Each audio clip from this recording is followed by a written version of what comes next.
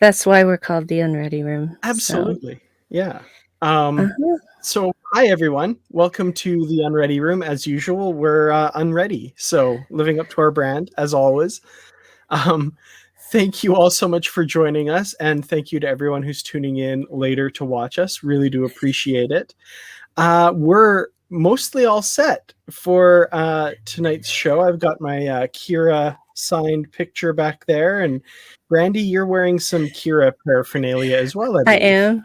I've got my Kira Fansets pin on Love it. in Love it. honor of the great Kira. I'm sorry, I was laughing. I was trying to type in memory alpha, and it auto-corrected to memory aloha.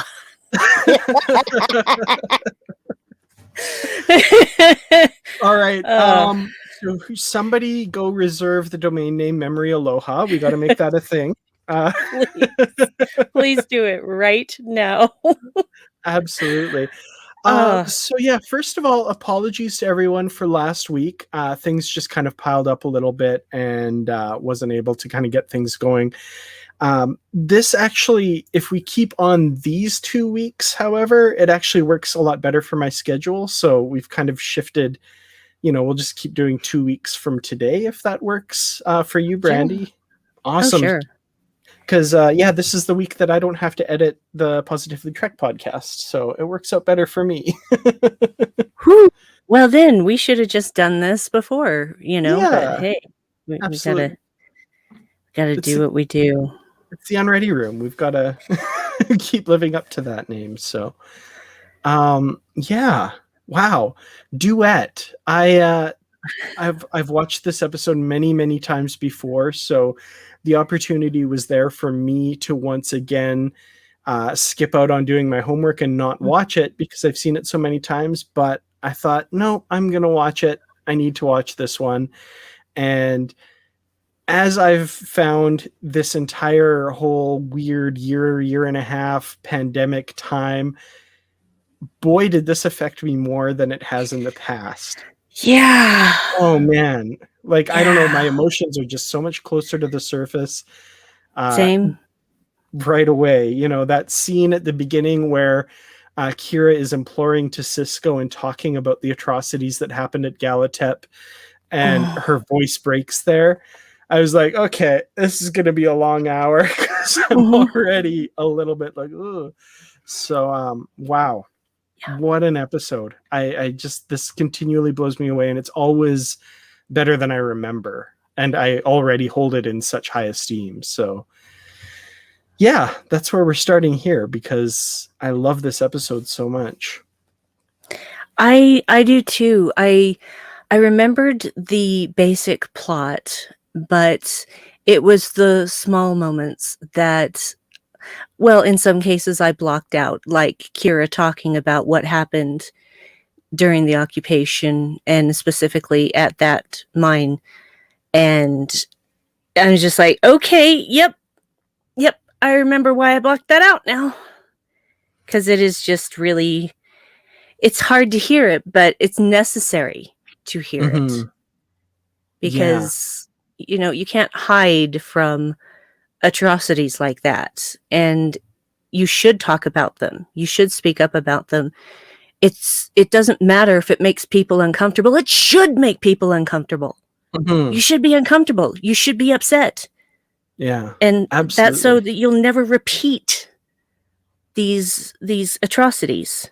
So this is one episode that just really does not pull its punches as far as tackling the subject matter. Like there's no, I didn't think about this when I was first watching this. I was pretty young at the time. I'm just like, ooh, there's this evil Cardassian and Kira's going to take him down. Oh, it turns out he's not evil.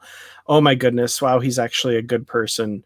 And then tragedy at the end of the episode. Like, it just like, I was on the level of plot at the time, right? Because you're a kid, you don't, but growing up now and watching this and thinking like, this is a quintessential Deep Space Nine episode because this is not one you could do on The Next Generation. Like, it's just not set up to tell this story. And Deep Space Nine, I I'm continually amazed at the risks they took with this show to, like, have it be set on Bajor, pretty much, on a Bajoran space station, and really exploring this story of the Bajorans and the Cardassians in depth. Like, we don't, that's just, people talk about how Deep Space Nine was different from all the others because it's set on a space station, it's not on a starship. But I think fundamentally, even more so because it's exploring this culture in a deep and fundamental way, in a way that Star Trek never has before, where it's, a group of mostly humans setting out to explore space. But here we're enmeshed in this culture, we're embedded in this, and these issues and problems that have come out of this horrific occupation. And I just, like, if someone had pitched this series in 1992 or whenever, like, how did this get made? I'm so glad it got made, but like it's really interesting that they went so hardcore on this situation, and it just worked so well. Yeah, I think the only reason that it did get made is because it was science fiction. Mm-hmm. So that, because you can do things in science fiction that you can't do in real drama.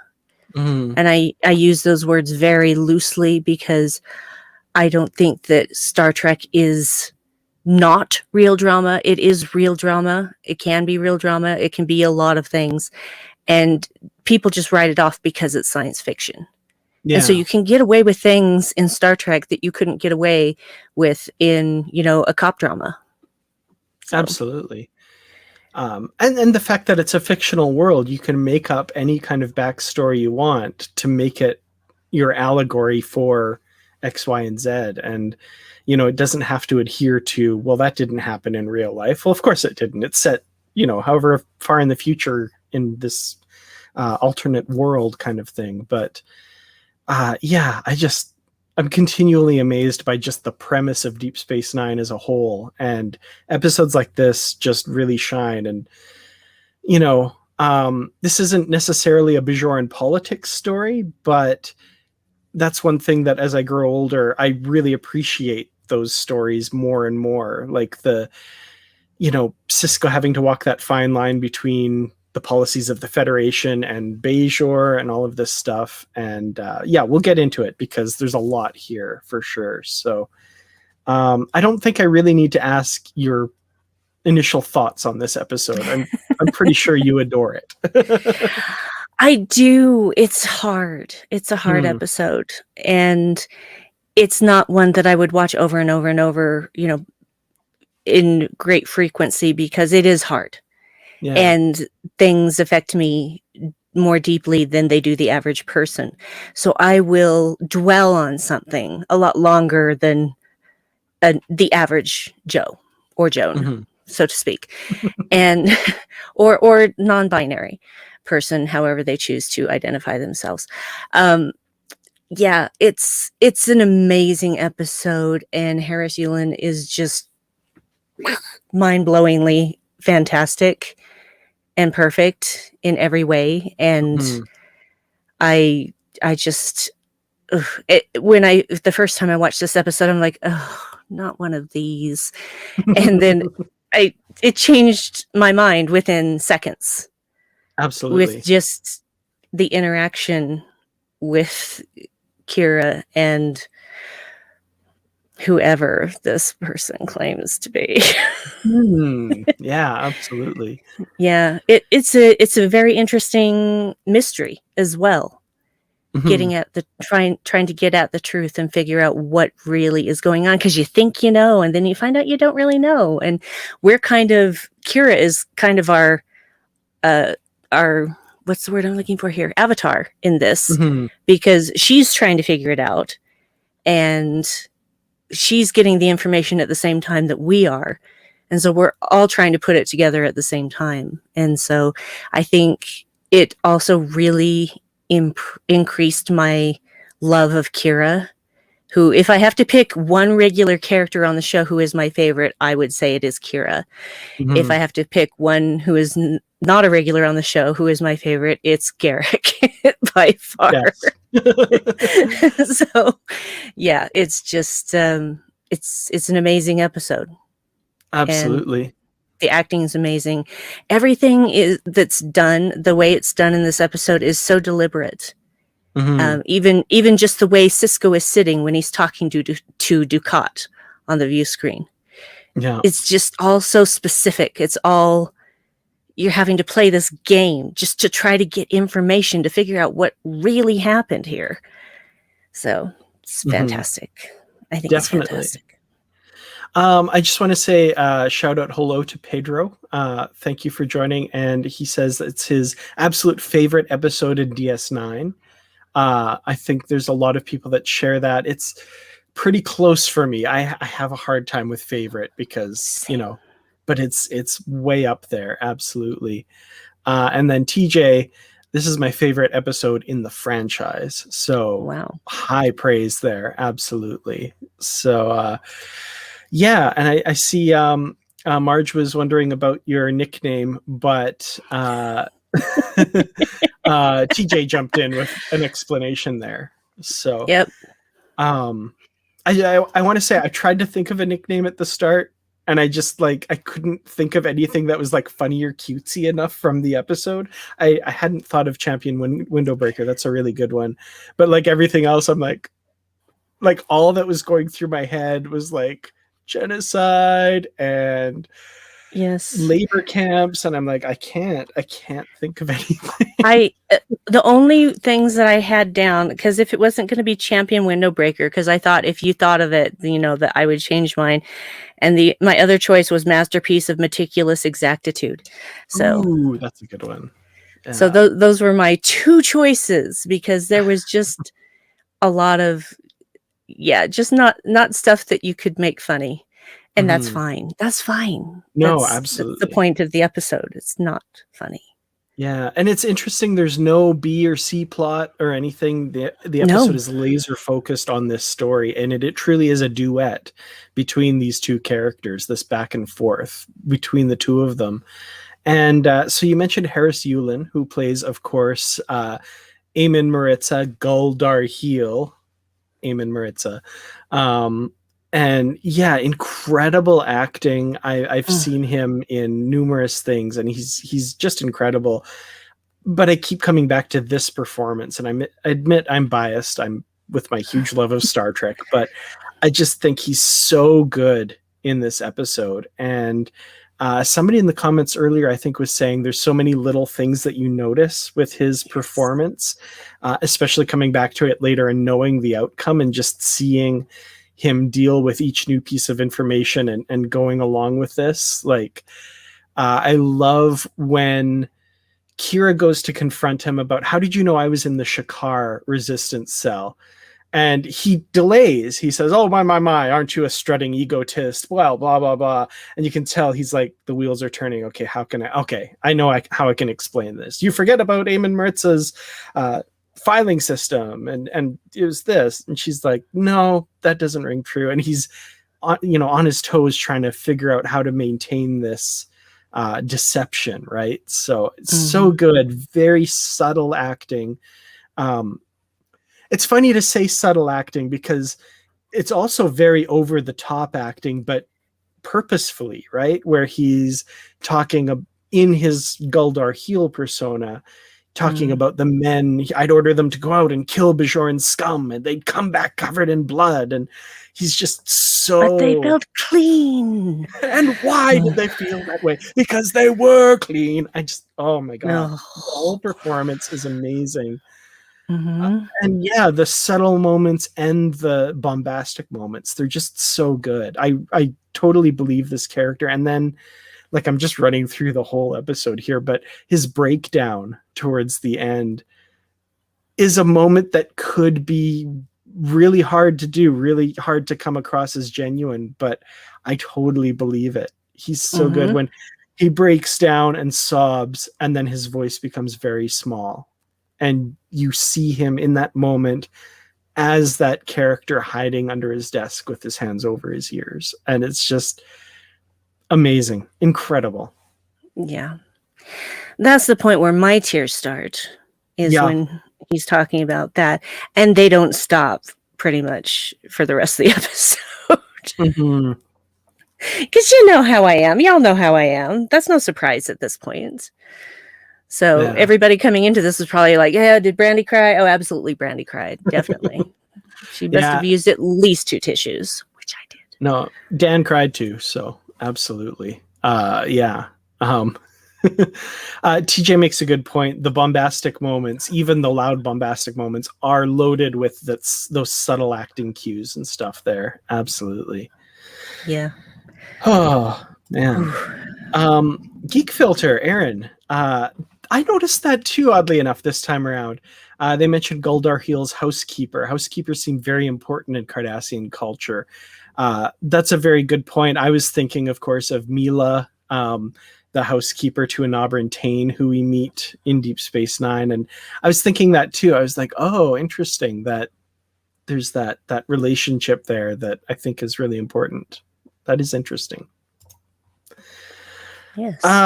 Yeah, Harris Yulin. I don't know what else to say about him other than to just continue to heap praise.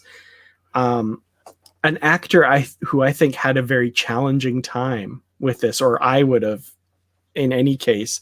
Nana Visitor as Kira, I think, confronted with this daunting task of standing toe to toe with this character, and she absolutely friggin' delivers. Like, yep. She's incredible. And I have friends who very much criticize her acting, and I've never seen it, because I think there's a couple in season 1 that just really affect me. And one is, of course, her performance in this episode. The other one is the episode Progress, where there's that Bajoran Mullabok who they have to evacuate from the moon that they're going to tap the energy core, and she has those conflicted feelings. I think she's incredible. I don't see it. Mm-hmm. Like, I think she's, especially in this episode, just so good. That initial scene that I was talking about where her voice cracks, where she's talking about, and I don't want to repeat necessarily what all she says happens, but she talks about the bodies and the things that were done to people in the camp and stuff. And I'm moved. Like, that was the first moment I was like, okay, crap, this is going to be a hard watch, because that really affected me. Yeah. Especially with what you're dealing with now in real life with the work you're doing. Yes. Yeah, there's a lot of that was kind of going through my head. There's so many things you can roll into with allegories here. Yeah. So one of the big things, of course, that has happened in Canada and is happening in the US now as well. I've been reading the discovery of the of children's bodies buried on the site of First Nations residential schools, and that's a big thing that's dominating the news cycle right now and dominating the lives of a lot of people I know and my people in my family as well. And that really resonated this time around as well, for sure. Mm-hmm. So that was not far from my mind watching this. Absolutely. Yeah, I thought of it as well while that was happening. And I thought, how do you do this, Deep Space Nine? How, and Star Trek in general, how do you manage to be relevant to present times when you were made 20 years ago or more? How do you do that? And it's just because, unfortunately, we don't seem to learn from our mistakes, and we keep repeating them. We keep repeating them. And yeah. And yeah, Deep Space Nine, again, I just come back to that. They're just not afraid to tackle these questions that I don't like. I'm not criticizing other Star Treks. I love Star Trek, and I love that utopian world that they present. But Deep Space Nine does that thing where it takes a step back and says, hold on. Yeah, that's true for Earth and humans and the Federation, but we're not the only people in this galaxy, and there are things that have happened and continue to happen. that um, are horrible. And my thinking about that particular part of the story was like, yeah, like there's probably lots of Cardassians that, the ones who aren't proud of their history outright would probably say, oh, that happened forever ago. That's in the past. Like, get over it. The occupation ended just like the year before this episode, and Guldar Heel died a few short years ago, but could easily have been still alive and stuff. And the people that perpetrated these crimes, Gul Dukat, obviously still alive. And yeah, it's that really resonated for me because the residential schools in Canada and stuff, they didn't close that long ago, and there was a meme, I guess, that somebody shared that said every single First Nations person you meet is either a survivor of residential schools, the son or daughter of a survivor of residential schools, or the grandchild of a survivor of residential schools, or all three. And that's so true, right? So this is recent history, and people love to say, oh, that's in the past, don't worry about that, get over it. Yeah, and it's always the people who perpetrated the atrocities who are saying that. Mm-hmm. It's always them, because Yep. they don't want to feel uncomfortable. They want to just pretend nothing ever happened, and there's no point in rehashing history. Oh yeah, there's a big point in rehashing what just happened a year ago.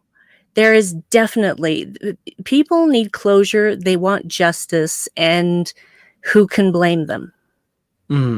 Absolutely. So just this whole, let's just forget about this. I'm so sick of hearing stuff like that. I'm so sick of hearing that.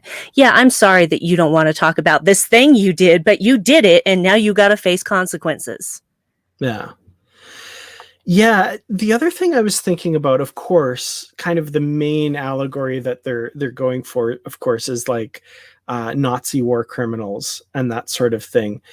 But there's a big difference, which I found interesting. The rest of the world pretty much was against Nazi Germany, and when that ended, when that regime fell, the Nuremberg trials were, pursued, and most corners were interested in bringing as many people as they could to justice. And I was thinking about this in the Star Trek world. Bajor never really got that. Like, it's one planet, and the Federation didn't come in until the Cardassians withdrew because of, some political pressure, some attacks by the Resistance, that kind of thing. They're like, it's no longer worth being here, we're going to leave. Then the Federation comes in and helps Bajor out.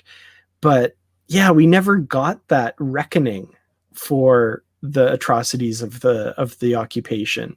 And this, Eamon Maritz's aim here was to kind of get that ball rolling.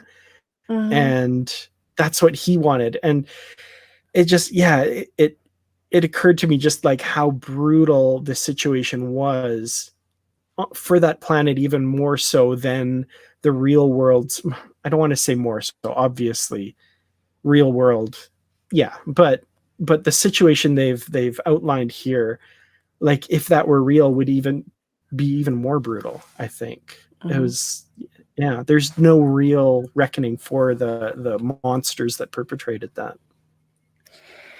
Yeah, and there needs to be, because I know people want to say, well, we need to move forward, we need to not dwell in the past. It's not dwelling in the past. Justice is not dwelling in the past. Compensation is not dwelling in the past. You don't get over those kind of things. You don't get over that level of abuse. You somehow learn how to live with it, but you never get over it, ever. Yeah. And so for everyone on the other side to just keep saying, oh, that was in the past, let's just forget about it, is even more insulting because of that. And it just really rubs me the wrong way. Just because I see so much of that in real life, and I'm just like, oh, I hope I am there to see karma bite you in the ass. Oh, I said ass. I'm sorry. That's totally fine. No, absolutely. Aaron has a comment here. But if they know he died 6 years ago, would have that got the ball rolling? I don't think so. They'd be like, he's an imposter, and they'd be right. Yeah, absolutely. This plan is flawed.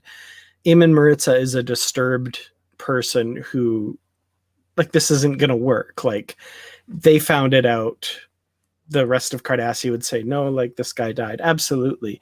But what I think the story emphasizes is the terrible wounds that this whole thing inflicted, not only on the Bajorans, but also on the perpetrators or people who are associated with the perpetrators, right? Like, Eamon Maritza himself was so damaged by what he went through. And the fact, there's one line, and I never picked it up before, where he says, and I think I misinterpreted it before when I watched it, when he said, you don't know what it's like to be a coward. And I'm thinking in my head, like, he's saying he's a coward because he couldn't be strong like the rest of the Cardassians and blah, blah. But he's right after that, he says, to see that happening and not be able to do anything. And you realize, oh, no, he's witnessing the abuse that's happening, and he's a coward because he wasn't standing up to it and defending the Bajorans. And I loved that. Like, that was a really incredible moment there for me. Yeah. And honestly, do we think that the government on Bajor would have cared any whit about the Cardassians saying that Darhiel was dead? No, I think they would have latched on to this fake and just done it anyway for the people. I mean, if they even believed any of the stuff that they'd been told. So, you know, it's just because, I mean, basically, you have the word of Ducat saying that he was at Darhiel's funeral. I mean, how much credence are you actually going to give that to start off? Because, he's lying because his lips are moving. So, I mean, you've been gaslit and abused as much as the Bajorans have. They're not gonna believe whatever you say. Absolutely, for sure. Speaking of Ducat, this is interesting, and I think this is the case. I think this is the first time he appears since the pilot in Deep Space Nine. Is that correct? I was trying to confirm that, but there is so much freaking information about this episode on Memory Alpha that I just haven't had time to wade through it all and confirm. I'm sure someone in the chat can confirm or deny for us, because otherwise it's going to be me doing this for the rest of the episode and just scrolling through here. And anyway, so. Yeah. But I loved seeing Ducat kind of being, as he is at the beginning here, kind of the mealy-mouthed Cardassian, representative of the way things are on Cardassia kind of thing. And Mark Alaimo, he's just so great as Ducat. Even just the view screen bits we get here. So first of all, we see him with Sisko, and Sisko and Ducat together are terrific, and Sisko has some great moments here as well, I think. Oh, absolutely, especially when he's talking to Ducat. And I love how he's like this while he's talking to him. Kind of like, I am so relaxed and uncaring about what you may say that I'm just going to not even give you my full front. It was just very deliberate, because you've got Ducat like this and you've got Sisko like this, talking to him like this, and I just thought, what an interesting power thing the Sisko is doing here, and it's so subtle. Absolutely. Just a lot of subtlety in this episode, but it was just one of those things. I'm like, why is he sitting that way? And then I thought, oh, he's presenting a certain front. I see. Yes. Very smart, Sisko. Yes. Yeah. I just want to highlight Marge's comment here because I think this is terrific. For me, Maritz's speech about hiding under a bed weeping is so relevant during this last year of protests. Those of us who have been complicit in social injustice and care hurt. Yeah, absolutely. Like, yeah, I can't add anything to that. Yep. For sure. With regards to Cisco, the one thing I first of all, I love that the viewers chose a first season Deep Space Nine episode for us to talk about. And I can't Mhm. think of many other first season DS9 episodes that will probably get picked by people. So thank you so much for choosing this one because one of my favorite things about Deep Space Nine is the evolution of the show over 7 years. And like, you cannot take any single character from season one and pluck them into season 7 or 6 or vice versa. Like, it just would not work. It does not work. And little things here that just place it so firmly in season one. Cisco is definitely one of them. And I just love all of his interactions with anybody, especially Kira, Mm. because that relationship was so contentious starting off. And they've made their peace a bit over the course of season one in various episodes, but there's still hints of it here. And Avery Brooks' performance and just his subtleties are so good. And the very first one, right at the teaser, right before the credits, where Kira says, "Commander, if you don't mind, I'd like to go down to the infirmary to greet this person." And Cisco, "Of course, why?" Like, he just like, "Yeah, of course I'll grant, but why?" Like, it is so like abrupt, and I need to know Mhm. this. And I just little things like that. And then his initial distrust of Kira, not distrust, but initial wariness of putting the investigation in Kira's hands, Yes. and then her ability to convince him. And he just, that, I love that, that scene. Oof. oh, that way Cisco has of just not breaking eye contact with her the whole time and hitting his badge and talking to Odo, like, oh, it just speaks volumes. It's so good. And Nana Visitor again in that scene, just so good. So, I love this episode. Yeah, yeah, just the earnestness of her face as she's waiting for him to make a decision, and then he's meeting her eyes, he hits his comm badge, he talks to Odo, and then she finally gets that moment of, "Oh, thank you," because she really had no idea what he was going to do. She Mm-hmm. really didn't know. Absolutely. So, Which is yeah. another thing that plants it firmly in this season, that they're Mhm. still unsure of each other. They're still not quite sure of where they stand with each other a little bit, Yeah. which I appreciate. I thought that was really good. Um, One quick thing I wanted to talk about as well was Odo. And somebody early on made the comment about Odo not being quite on the ball as a security officer in this episode. And I think the very end of the episode, which we'll talk about because I have lots of thoughts about that, that's definitely true with some things that happen. But one moment that I just absolutely appreciate Odo and just how on the ball he is when he makes the connection that, like, Kira says he was mocking the Shakar resistance cell and all that. And he's like, well, maybe you shouldn't discuss your personal history with him. And she's like, I never did that. Like, I wouldn't bring that up. And she's like, well, how did he know that you're a member of the Shakar? No, this doesn't add up at all. I love that, like, investigator mindset of his in that moment. I thought that was really good.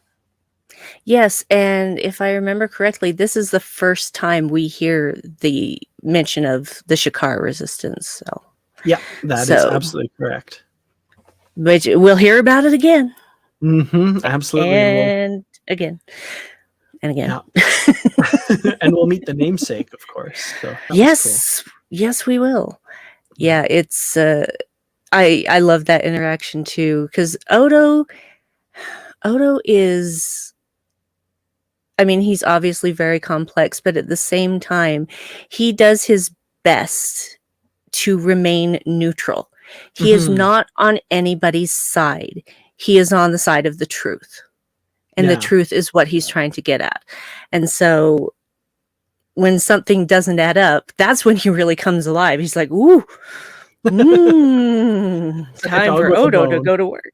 So, yeah, I love when he gets in that detective mode. Absolutely. The other Odo moment, of course, because we talked about Ducat earlier, that conversation between Odo and Ducat. And we're reminded as the audience, because at this time we don't know the characters all that well, their histories and stuff. We're reminded that, yeah, Odo worked with the Cardassians when they were on the station. And there's a very different relationship there between Ducat and the Bajorans, and Ducat and Cisco, and Ducat and Odo. And I love that that comes into play in this episode. And it's Odo that convinces Ducat to send the information because of the, what's not adding up. And this guy's saying that he's Guldar Heel. And, well, you don't want the Cardassian Empire embarrassed, do you? So, send over some information and we'll sort this out. And Ducat's like, oh, fine, okay. And they reminisce a bit about like games they used to play, which it's interesting. Like, Ducat is a monster, and we're reminded that Odo has this weird relationship with him. And Ducat, I think, thinks they're, of course, a lot chummier than they actually are. But, Always. Yeah. Which is something that will be revisited again and again in the series with various characters. But I thought that was an interesting dynamic they had there. It was indeed, and I thought, oh, Ducat thinks he can manipulate Odo. How cute.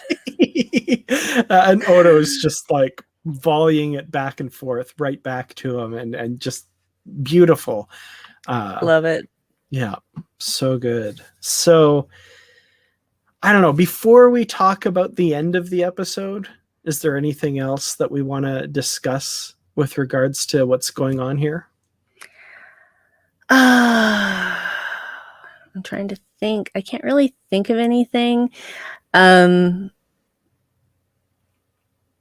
I don't really think I have anything else to say, because I think we've covered all the really wonderful bits so far. We've been talking a lot longer than it felt like we've been talking. I felt like, oh, we've probably been talking for 15 minutes. Oh, my word, it's 7:37. Okay. I know, right?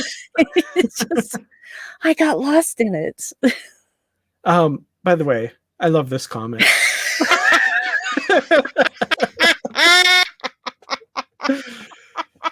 Oh, well played. so great. Well played. So excellent. Thank you for that. Oh, wow. So the end of the episode, we discover, of course, that he is in fact Eamon Maritza. He has that breakdown, and this whole idea, he changed his face to look like Guldar Heel and was intending to embarrass the Cardassians and get the ball rolling on, this trial would have brought a reckoning and all this stuff. But, Kira says that this would just be one more senseless murder, that, he doesn't deserve to die. He couldn't have changed anything, which is interesting because like the journey Kira takes through this episode is so fascinating, because at the beginning of the episode, she doesn't care if he's just a filing clerk. Before they even have any idea that he might be Guldar Heel, she says to Dax, she wants to see him pay for this because he was there. That makes him guilty no matter what. Nothing will change my mind. They're all guilty. Anyone who is there has to be guilty. I want him to be more than a filing clerk, she says, but she still wants revenge, even if he is just a filing clerk. And then by the end, she sees the sacrifice that he's attempting to make, and she realizes, as she says at the end, it's not enough that he's just a Cardassian for him to die. He's an innocent, and she doesn't want to see him pay for something that was not his fault and that he didn't do. Which I love that journey, because it's so, it's again something that Deep Space Nine does so well. Yeah, and that's the thing. At first, he was just a Cardassian. But as she had all these conversations with him, she began to see him as a person. Mm-hmm. it wasn't just another Cardassian. This person had a history. He had regrets. He had a life and a family, and he had all these things. And then he was put in this situation where he had to work for Darhe'el and be at this camp, and it ruined his life. It ruined Yeah. his life because he couldn't stand to see these people being tortured and yet could not do anything about it. Had he tried to do something about it, he'd be dead. Absolutely. He would have been dead instantly. And I get that. And maybe people say, well, maybe he should have tried and died. I don't necessarily think that's true. I think that people like that need to survive and need to be able to do work later to bring about reconciliation. Because without those people, you just have, Gul Dukat all over again. Yeah, So, yeah. absolutely. Well, of course, unfortunately, he does die, but he did, like you said, he lived long enough to change Kira, right? Mm-hmm. So He there made was a huge something. difference. Absolutely. Now, Aaron, we're going to discuss the end of the episode now. So, Okay, Aaron, here's Dan's thoughts. oh boy. Okay, so I'm going to get a bunch of stuff out of the way first because I understand what the episode is trying to do, and it's trying to say certain things, and certain things have to happen in order for the episode to say that. But so I'm just going to get the list of things out of the way first. So this Bajoran guy comes up and stabs Maritza in the back, or like about where our kidneys would be, I would say. I don't know. He dies very quickly, surrounded by people on the promenade, with the infirmary about 10 steps that way. But I'm getting that all out of the way because I don't think he had to die. But anyway, for the story, I get what they're doing here and what it means for Kira's character and what that all represents and stuff. And so dramatically wise, I guess I get why he had to die. But it still bugs me that they're like 10 paces away from Bashir's infirmary, and come on, somebody do something. Yeah. Well, the only thing I could think of, and I actually talked with Aaron about this before the show. So, it's possible his condition had caused problems in his organs or something. I don't know enough about what is it called, Colonora, something I can't remember. Kalanora, No, that's yeah. Kalanora. See, I had it backwards. No, Colonora is the Vulcan's ritual where you purge all emotion. Yeah. You just switch the vowels around. Anyway, it's possible that he, we don't know where Bajorans carry their hearts. Maybe they carry their hearts where we carry our livers. I mean, Vulcans have their hearts in a different place. Why do we assume that the heart is in the same place that everyone else's heart is in? So it's possible maybe he was just straight up stabbed in the heart. Yeah. And he bled out too quickly. Or, I can make many justifications for this. I even created a backstory for the Bajoran who stabbed him. So, oh, I want to hear that. It's pretty simple, but anyway. The only thing I want to say is it would have been nice if somebody waved a tricorder over him to say that, or someone had just shouted "medic," anything like that. Yeah. Now, symbolism wise, I get that you want the final shot, a symbolic thing and uncluttered and that sort of thing. So I get it, but at the same and I also get that bringing that other stuff in would have cluttered up the story a little bit and that kind of thing. And they wanted their message. So dramatically, I do get it, but it still irks me a little bit that I'm like, oh, he could still be alive. And I mean, even if somebody, I'm sure Bashir's got a drawer full of artificial hearts. You know what I mean? Like, sure, this is the 24th century. They've brought people back who have been dead for a while. I mean, I don't know, but again, that muddies the story. I get it. I do get it. I know I agree that they should have done something differently, done it in a way that it made sense for him to actually be dead. But they didn't. So yeah, they're like, we have to do this thing. Well, let's hang a lantern on this Bajoran halfway through the episode and then have him kill him at the end. But isn't sickbay like just right there? No, no, no, no, no, no, no, no, no, no, no. Don't talk about logic. This is how it has to end, and this is how we're doing it. Just let's do this. No. And I mean, most importantly, as Aaron says, without his death, Brandi and I wouldn't have come up with next month's Infinite Trek Roundtable. So yes, we had a he great had to discussion. die. He had to die so that we would have that Infinite Trek Roundtable idea, which I'm not going to spoil. You guys will just have to come watch the Infinite Trek Roundtable. So, Ooh, excited. Okay. Well, is there anything we haven't talked about? I extend that to you, Brandi, and to people in the comments as well, with regards to this episode that we need to talk about. yeah. Well, I think the Bajoran guy. I think that yes. he was heavily abused during the occupation, and he has not come to terms with that. And so he drinks in order to, numb that part of his brain.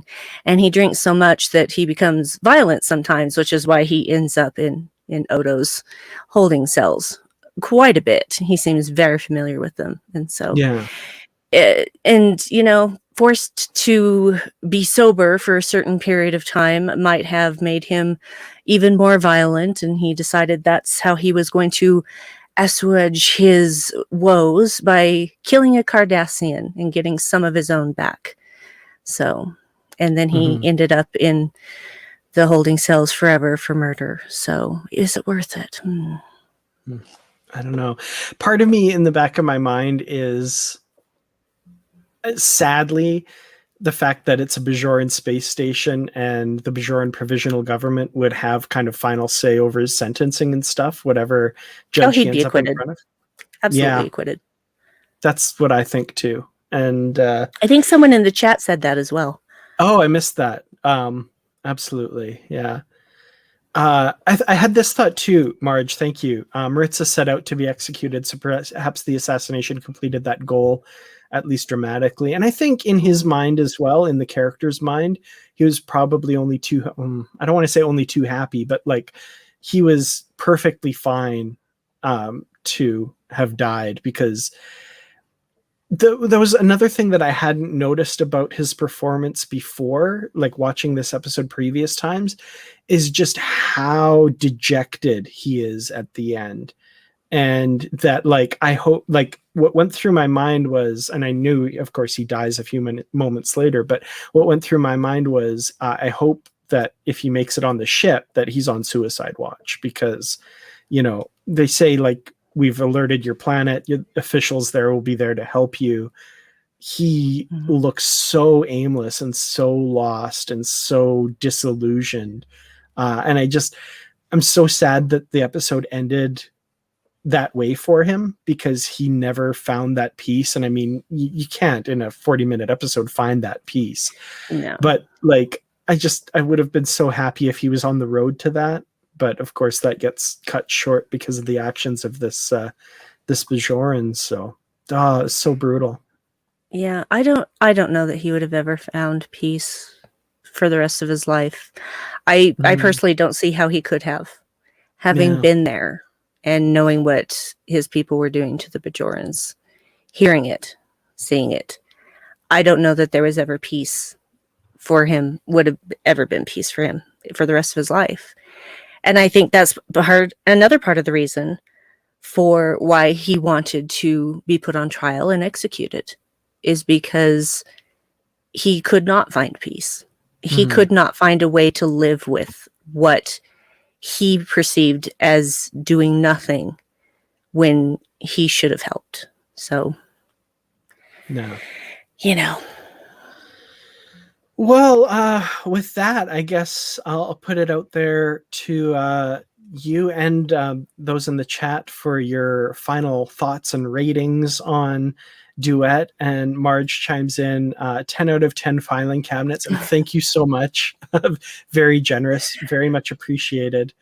Yeah, I like to, now that you've mentioned that, I like the image of like maybe he was buried on Bajor, and maybe Kira put like a memorial, and we kind of see that later with a different Cardassian character that Kira becomes close to. But yeah, maybe there's like a memorial, a headstone with a filing cabinet on it or something. I don't know. It just, that's my romantic thoughts of whimsy I like going it. on there. Let's just headcanon that. That's now the after credit sequence. I love it. Absolutely. Oh man, I wish Star Trek episodes all had a little after credit scene now. I love after credit scenes. They're so fun. So yeah, final thoughts and a rating. I find it so hard to rate these episodes that I love so much because they're just all good. You know, when it's something that I love, even with the flaws, I usually still rate it really highly, excuse me.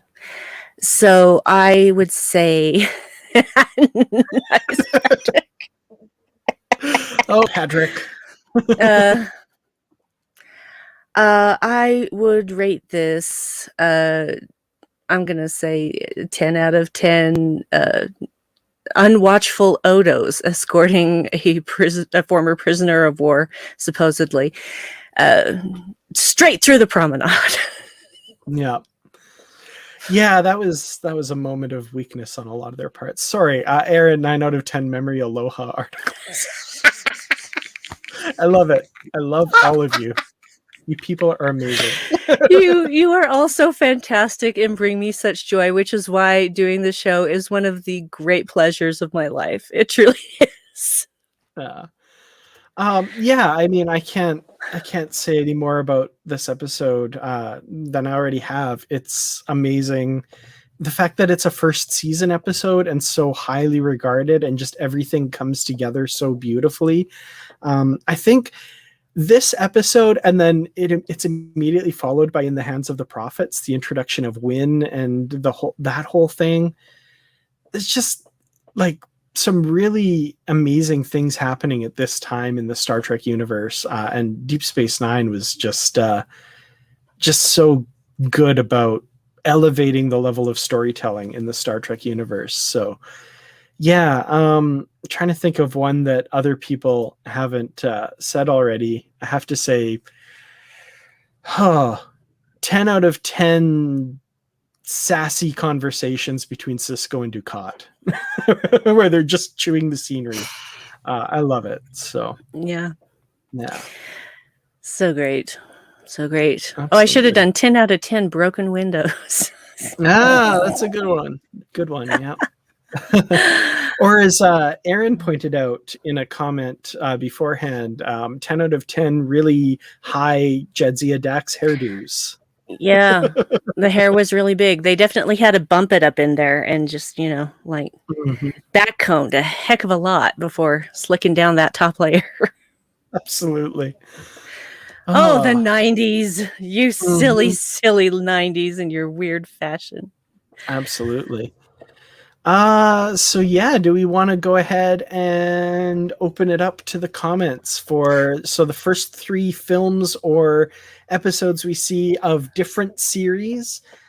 We will put on to poll, and then we'll do the random draw thing as well. So yeah, we'll just wait for the first 3 that we see. And again, for those watching, the first 3 that we see on StreamYard, because sometimes it's a different order on YouTube. So.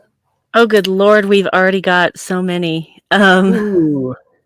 Okay, so DS9 in the Cards. I love that episode. I like that. Discovery, if memory serves. Oh, one of my all-time favorites of anything ever. Oh, my heart. Wellington, I'm afraid, Disco, we can't do that. So keep it for next time. Keep it for next absolutely. time. Oh, and Patrick, TNG Relics. I think that's our 3. Is that's the one with Scotty, right? Yeah, that's okay. And the Dyson sphere and the okay. That's right. The Dyson vacuum. Going through Deep Space Nine in the Cards. It's towards the end of season 6. Everyone's feeling kind of down because of the Dominion War, and Jake decides to bid on a Willie Mays rookie card for his dad, and Nog goes with him, and shenanigans ensue. So that's that one. Is this the one where they go around trading a bunch of stuff, or is that a different one? Okay, so Yeah. this is the self-sealing stem bolts episode. Gotcha. No, Or that's that's a sorry. different one. Yeah, That's an that's a early one. season 1 episode. Yeah. That's a season 1 episode. I can't get over self-sealing stem bolts. I want them now. Yeah. I want them. Yeah, Because this they're is the one- self-sealing. you can't find a better stem bolt in the sector. Right? Yeah, no, this is the one they go around doing favors for. Yes, favors for everybody. Yeah. Yep, I remember. And then Discovery, if memory serves, that's the Return to Talos 4. So good. So good. Very, very good. TNG episode Relics, of course, like I said, is where Scotty shows up. So, yep, that's that one. And then, so we have TOS, TAS, Films, Voyager, Enterprise, Picard, Lower Decks. Is that everything? Yep, I think so. Okay, so I've got those numbered 1 through 7. So okay, here we go. Here we go. Give me a random number between 1 and 7. It's 3. 3. Oh, so films. Okay. Ooh. So 1 through 13, I guess. Okay. Give me a random number between 1 and 13. The answer is 3. 3 again. Ooh, so the Search for Spock. Search for Spock. Okay.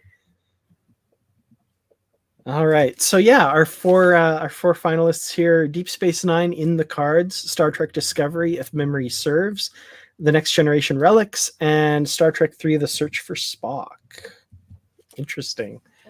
Okay. I think I know what I want to watch, but I will be creating a poll over on twitter.com/positivelytrek.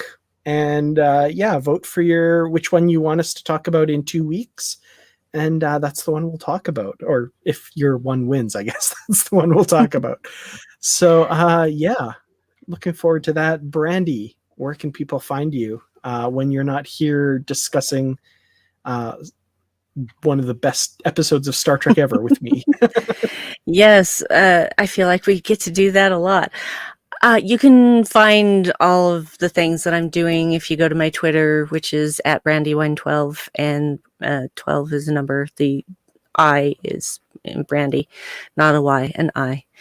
And just earlier today, we recorded an episode of the Vedic Assembly. Yes, it's back, y'all. And so that should be out in a couple of weeks.